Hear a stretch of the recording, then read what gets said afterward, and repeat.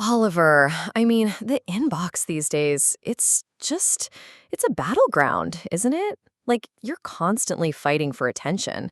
We've all got, what, hundreds of emails, I'd say, just piling up. How do we even begin to stand out? It's tricky, no?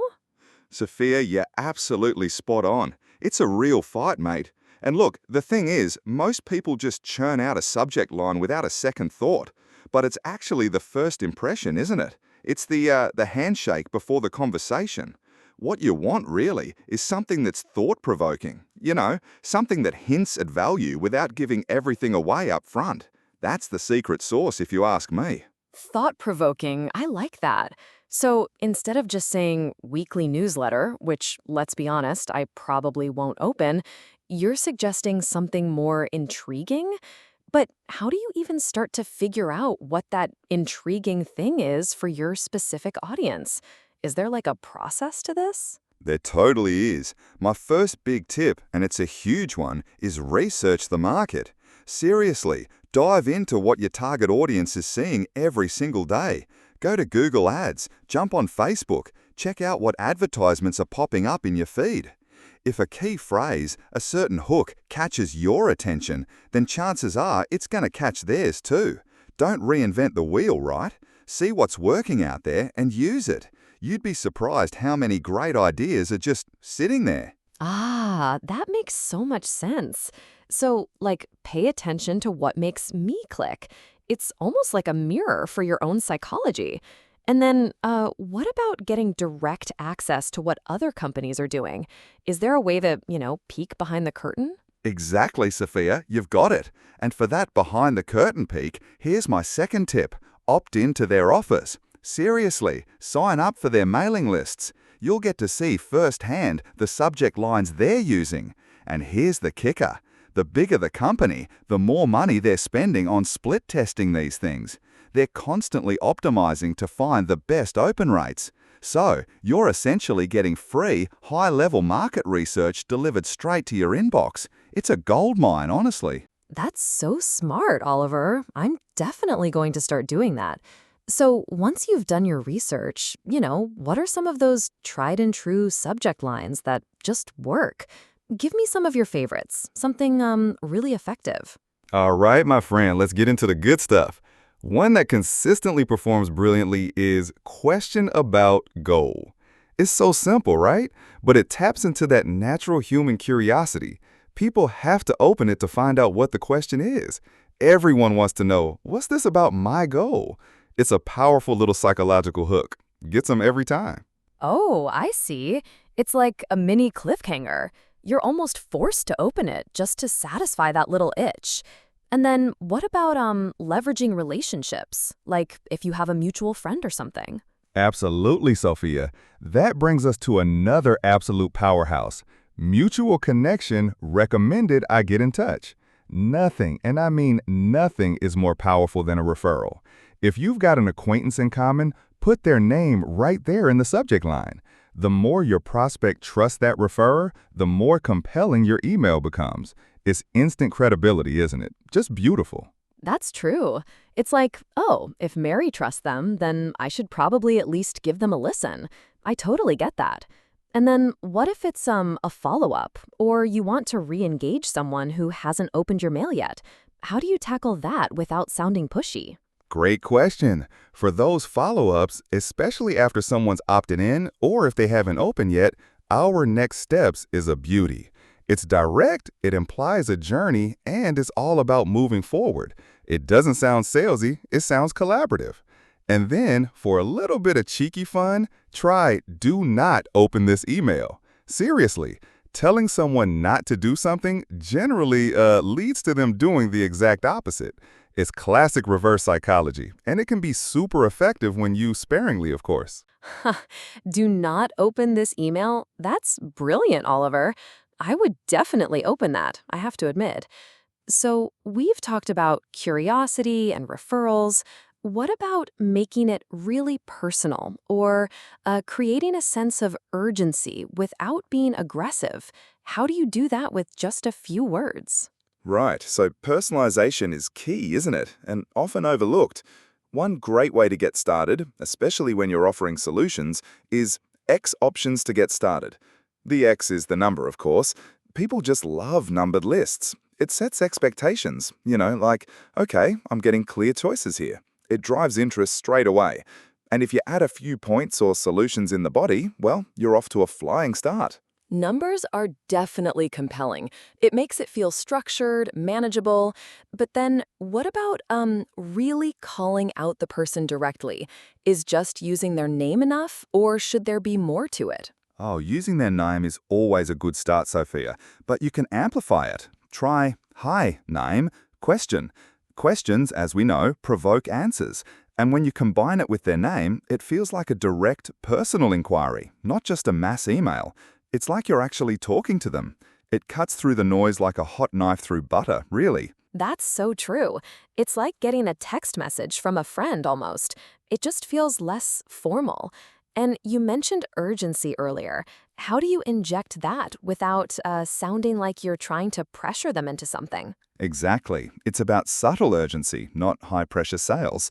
A fantastic one for that is 10 mins, date. It's short, it's easy, and it's right to the point. It creates a gentle sense of, oh, what could I miss in just 10 minutes on that date? It prompts them to open the mail and see what might be time-sensitive or valuable.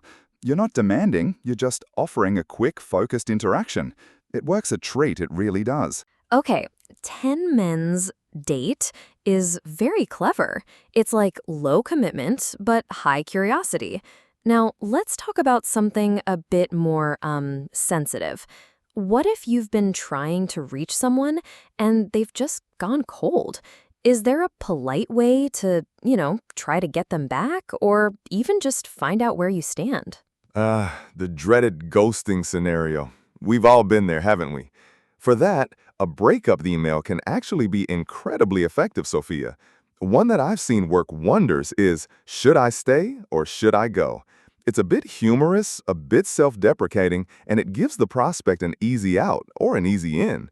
It almost like disarms them, doesn't it? You pair that with a cleverly crafted breakup email, and you'll get a response. Trust me. Oh, that's bold. I like it. It's like acknowledging the awkwardness. And what if the prospect is struggling with something, like a real challenge? How do you address that in a subject line to show empathy and encourage them to open up? That's when you lean into humanity, my friend. You are not alone is a fantastic one. It's intriguing, first of all, but beyond that, it's deeply human. If you know your prospect is facing a particular challenge, this subject line opens the door to sharing stories of how others overcame a similar hurdle. It builds rapport, shows you understand, and offers genuine support, not just a sales pitch. It's really, really powerful for that connection. That's beautiful, actually.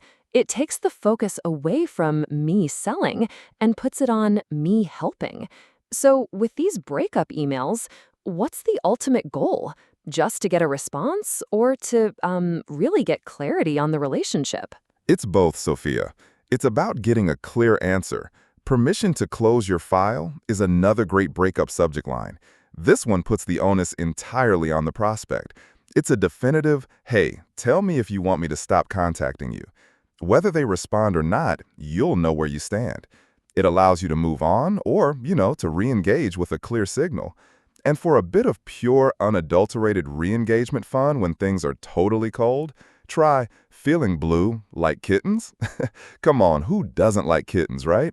It's unexpected, it's cheerful, and it works to re-engage a cold lead in seconds. It just puts a smile on their face, Ha, like kittens? I love that. It's so unexpected. It absolutely would make me open it. So, we've covered a lot of ground. What about really positioning yourself as a helper or providing value up front? How do you convey that in just a subject line? Spot on, Sophia. That's the core of modern selling. Always be helping, or ABH. Hoping to help is a fantastic subject line for this. It immediately positions you as a service provider, not just a salesperson. Prospects really appreciate that approach, that willingness to be of service. It's a refreshing change from all the hypey emails out there, which, let's be honest, are a dime a dozen. The new trend is all about personal connections and helping others. I can totally see that. It's a much softer, more approachable entry point. And what about really hitting home with a specific benefit for their company, making it super relevant to them? Oh, absolutely crucial. My next one is a benefit for prospects company. The specificity of the benefit combined with that personalization hooks them right in. So, for example, it could be a new fitness strategy for Now Lifestyle or an all-time earnings record for Now Lifestyle. You're speaking directly to their needs, their business. That kind of tailored approach, it screams relevance, doesn't it? That's really powerful because it's not generic at all. It shows you've done your homework. And then back to those numbered lists.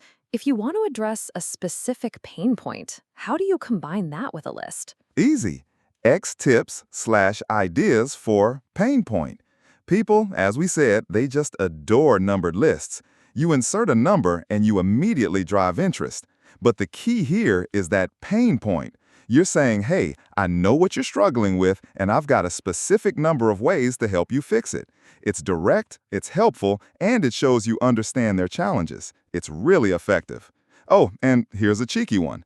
Have you ever considered a completely blank subject line, Sophia? A blank subject line? Oliver, are you serious? My first instinct is that would get trashed immediately, like spam folder central. That's what most people think, right? But here's the kicker. Messages with a blank subject line have actually been found to be opened 8% more often than those with subject lines. It's because it's so unique, it stands out. It's like, what on earth is this? But it's a secret weapon, really, one you can only use a few times. If you use it too frequently, it stops being unique, and then it loses its magic. So use it wisely. Wow, that's genuinely surprising about the blank subject line. I'd never have guessed that. So, with all these tactics, it feels like there's always a way to grab attention. What are some other unique angles that can really resonate with people? There are, Sophia. There absolutely are. Another great one is combining their name plus your company name. This instantly aligns the prospect with your product or service. It's a simple association, but it's powerful. It creates a sense of partnership, like you're already connected in their mind. And on the personalization front, try first name, are you free to chat, date. This personalizes it even further, adds urgency, and just feels like a direct human invitation to connect. Always include your contact info there, of course. I like how direct yet personal that last one is.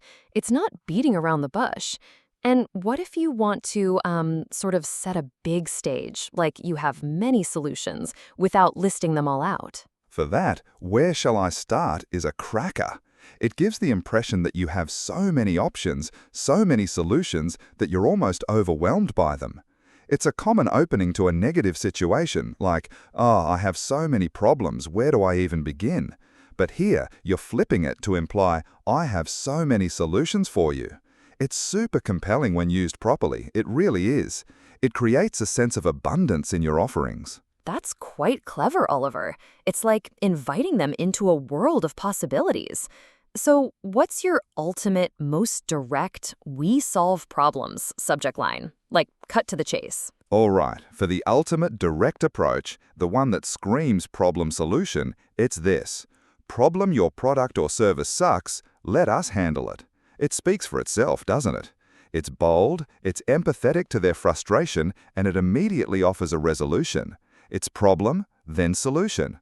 No fluff, just direct impact. It really, it gets straight to the point and says, we hear you and we've got this. Just brilliant for those who are fed up. Wow, that's very strong. It certainly leaves no room for doubt about what you're offering. Oliver, this has been incredibly insightful. I've got so many new ideas for my own emails now. Thank you. My pleasure, Sophia. Always happy to talk shop, especially about something as crucial as getting that initial open. It's the first step to building any relationship, really. Hopefully, our listeners feel the same way and are ready to revamp their subject lines.